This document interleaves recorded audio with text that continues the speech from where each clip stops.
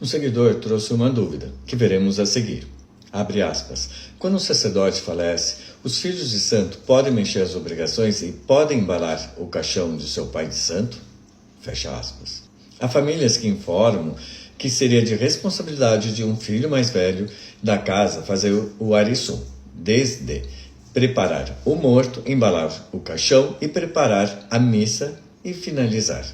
Pois afirmam que esse procedimento deveria ser feito apenas por descendentes e não desconhecidos.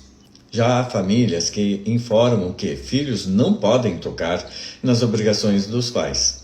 Por experiência, quando o pai Luiz faleceu, eu fui preparar os orixás de rua e despachar. Assim, ajudei nos rituais de corpo presente, porém, nesse caso, quem ministrou foi o Paiqueleão de Oxalá, como ocorre quando o indivíduo ainda possui um sacerdote.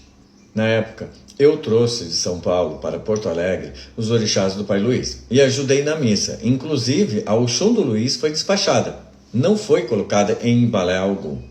Dessa forma, cabe aos descendentes cuidarem dos ancestrais. Afinal, o culto a Egum é um culto ancestral. Não faria sentido entregarmos a um desconhecido para fazer o que fizemos. Assim como, quando o Paiqueleão de Oxalá faleceu, foram os filhos dele que fizeram os rituais. Comum para quem se governa, pelo que informo.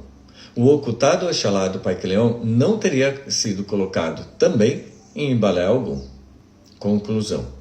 Quando um sacerdote falece, entendemos que cabe aos descendentes fazerem os rituais fúnebres. E por hoje ficaremos por aqui. Convido-os a nos seguirem para que todas as vezes que postarmos algo sejam notificados. E não esqueçam de curtir e compartilhar o nosso trabalho para ajudar o nosso canal. E até a próxima, pessoal!